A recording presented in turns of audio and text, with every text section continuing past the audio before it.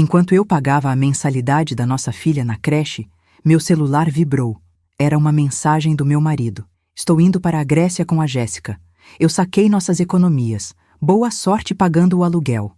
Olhei para as pequenas mãos da nossa filha, segurando as minhas. Respirei fundo e respondi: obrigada por me avisar. Quando ele pousou em Atenas e verificou a conta, descobriu que eu não era a mulher boba que ele pensava. E antes que você pense que essa história é sobre uma mulher abandonada chorando pelos cantos, deixa eu te contar. Aquelas economias que ele sacou eram de uma conta conjunta que eu mesma tinha criado, com exatamente R$ 83,27. 3 dias antes, eu já tinha movido todo o dinheiro real para uma conta que só eu conhecia. Fica comigo até o final para descobrir o que aconteceu quando ele percebeu. Se você gosta desse tipo de história, se inscreve no canal e ativa o sininho para não perder nenhuma. Agora deixa eu te contar como tudo começou. Meu nome é Carolina, e eu sempre fui o tipo de mulher que acreditava demais nas pessoas. Conheci o Rodrigo há 8 anos, numa festa de aniversário de uma amiga em comum. Ele era charmoso, falava bem, tinha aquele sorriso que fazia qualquer pessoa se sentir especial. Naquela época, eu trabalhava como analista financeira em uma empresa de médio porte. Não ganhava fortunas, mas era responsável, guardava dinheiro todo mês. Rodrigo trabalhava com vendas, pelo menos era o que ele dizia. Na verdade, ele pulava de emprego em emprego, sempre com uma desculpa diferente. O chefe não reconhecia o talento dele, a empresa não valorizava os funcionários, o mercado estava difícil. Eu acreditava em todas. Afinal, eu amava aquele homem. E quando você ama alguém, você quer ver o melhor nessa pessoa, mesmo quando o melhor não existe. A gente se casou depois de 2 anos de namoro. Eu paguei a festa, o vestido, as alianças. Ele disse que ia me pagar de volta assim que conseguisse um emprego melhor. Isso nunca aconteceu, mas eu não me importava. Eu achava que amor era isso, carregar o outro quando ele não consegue andar sozinho. 3 anos depois do casamento, nossa filha nasceu, Beatriz. Os olhos dela eram iguais aos meus, mas o sorriso era do pai. Aquele sorriso que me conquistou. Quando ela nasceu, eu pensei: agora sim, ele vai mudar. Agora ele tem uma responsabilidade de verdade. Mas Rodrigo continuou o mesmo. Só que agora eu tinha uma razão muito maior para continuar tentando. Voltei a trabalhar 40 dias depois do parto. Não tinha escolha. As contas não esperavam. E Rodrigo tinha acabado de ser mandado embora de novo. Minha mãe ficava com a Beatriz durante o dia, e eu corria entre o trabalho e a maternidade tentando dar conta de tudo. Rodrigo dizia que estava procurando emprego, mas eu nunca vi um currículo atualizado ou uma entrevista marcada. Foi nessa época que a Jéssica apareceu. Amiga de infância do Rodrigo, tinha acabado de voltar para o Brasil, depois de morar 5 anos na Europa. Linda, bem-sucedida, independente. Tudo que eu não conseguia ser naquele momento, porque estava ocupada demais, sustentando uma família inteira sozinha.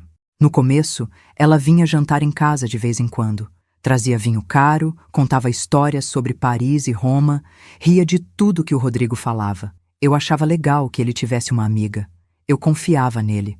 Confiava nela também. Que erro. Os jantares começaram a ficar mais frequentes. Depois vieram as mensagens tarde da noite. Rodrigo dizia que era sobre o projeto deles. Iam abrir um negócio juntos, uma consultoria de não sei o quê. Eu perguntava os detalhes e ele desconversava. Dizia que eu não entenderia, que era coisa do ramo dele. Mas eu entendo de números. É meu trabalho. E os números estavam estranhos. Comecei a notar pequenos saques da nossa conta conjunta. R$ 50 aqui, 100 ali. Nada muito grande, mas constante. Quando perguntei, ele disse que era para gasolina, para um almoço de negócios. Eu quis acreditar. Mas uma noite, enquanto ele tomava banho, o celular dele tocou.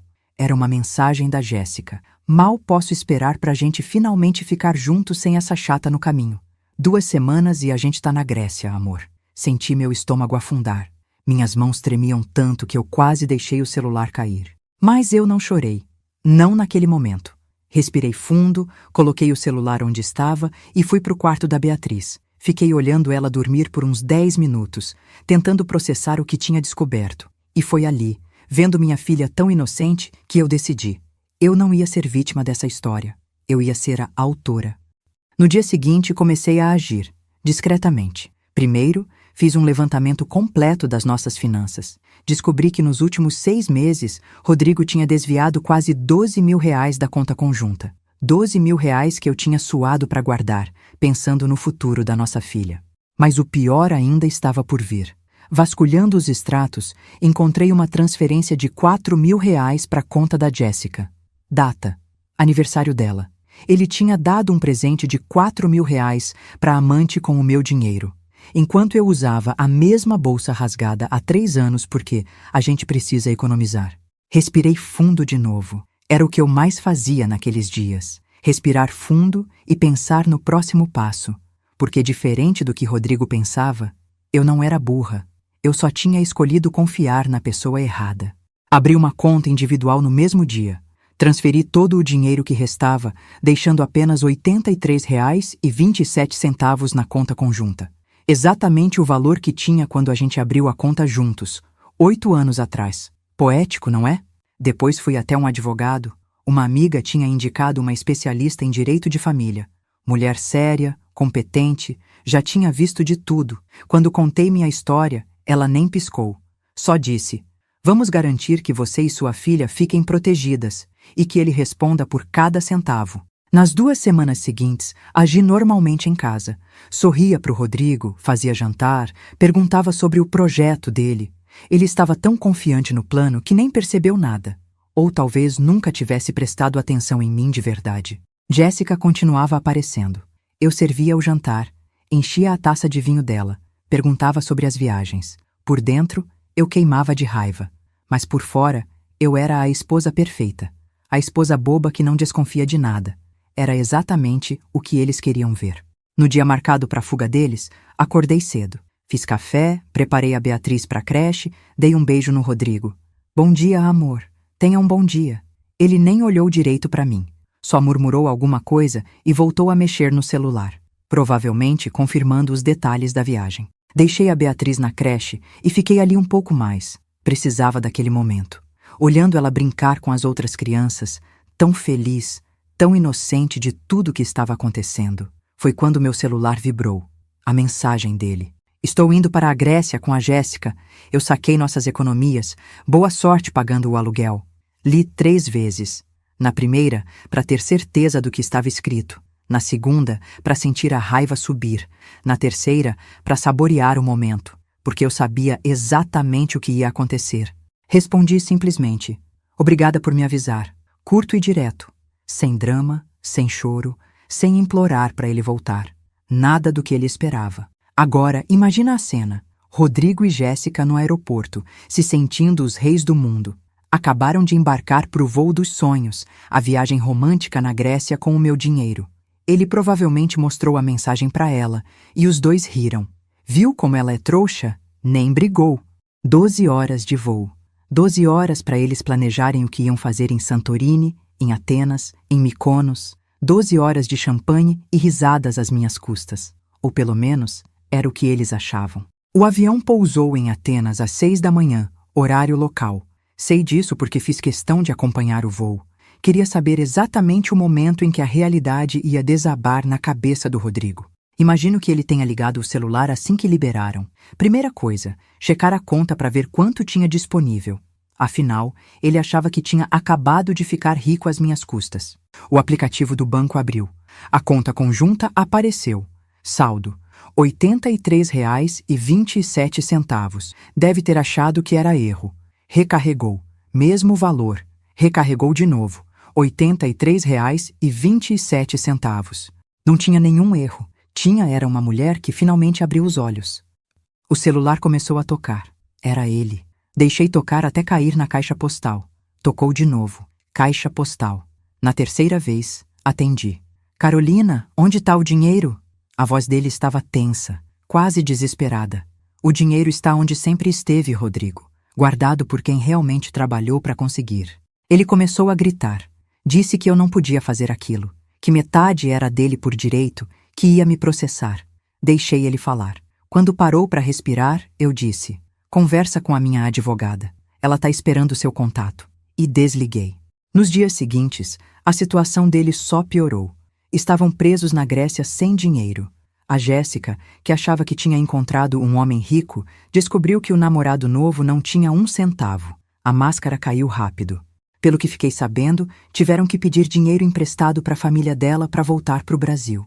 A viagem dos sonhos durou 3 dias e foi um desastre. Ficaram num hostel barato, brigaram sem parar e Jéssica mandou ele embora assim que pisaram em solo brasileiro. Mas minha história não termina aí. Na verdade, a melhor parte ainda estava por vir. Enquanto Rodrigo passava vergonha na Grécia, eu já estava 2 passos à frente. A advogada tinha entrado com o pedido de separação com todos os documentos. Extratos mostrando os desvios, transferências para Jéssica, mensagens que eu tinha fotografado, tudo. O processo correu rápido.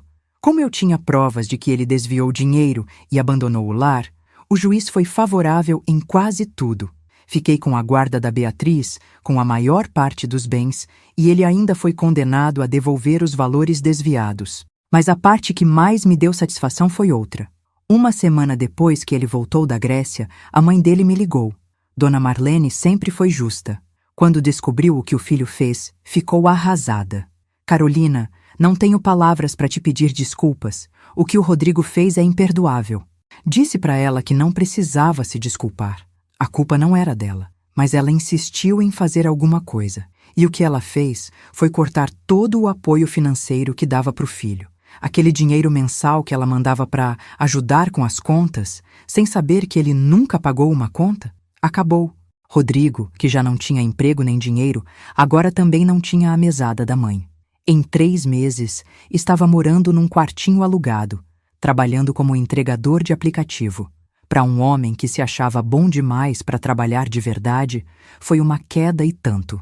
E a Jéssica? Parece que encontrou outro investidor algumas semanas depois. Deve estar agora em algum lugar da Europa de novo, às custas de outro homem iludido. Algumas pessoas nunca mudam. Mas essa história não é sobre eles. É sobre mim. Sobre como eu me reconstruí depois de ter a confiança destruída pela pessoa que eu mais amava. 6 meses depois da separação, recebi uma proposta de emprego. Uma multinacional procurava alguém com meu perfil para uma vaga de gerência financeira. O salário era mais que o dobro do que eu ganhava. A princípio, pensei em recusar. Era muita responsabilidade, e eu tinha a Beatriz para cuidar. Mas aí eu pensei, por que não? Durante 8 anos, carreguei uma família inteira nas costas. Trabalhava, cuidava da casa, criava minha filha, ainda tentava salvar um casamento acabado. Se eu consegui fazer tudo isso sendo sabotada pelo próprio marido, imagina o que eu conseguiria fazer livre. Aceitei a vaga.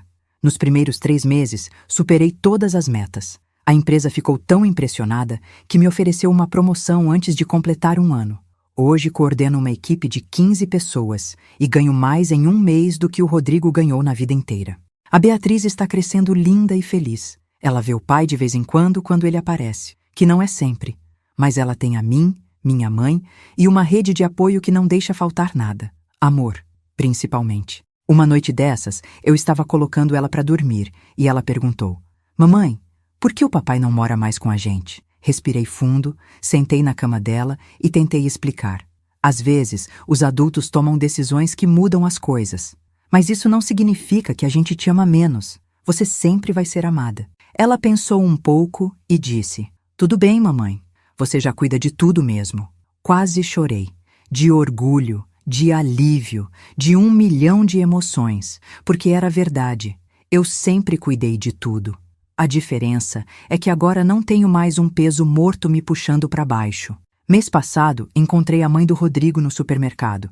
Ela me abraçou e disse que não sabia como o filho largou uma mulher como eu.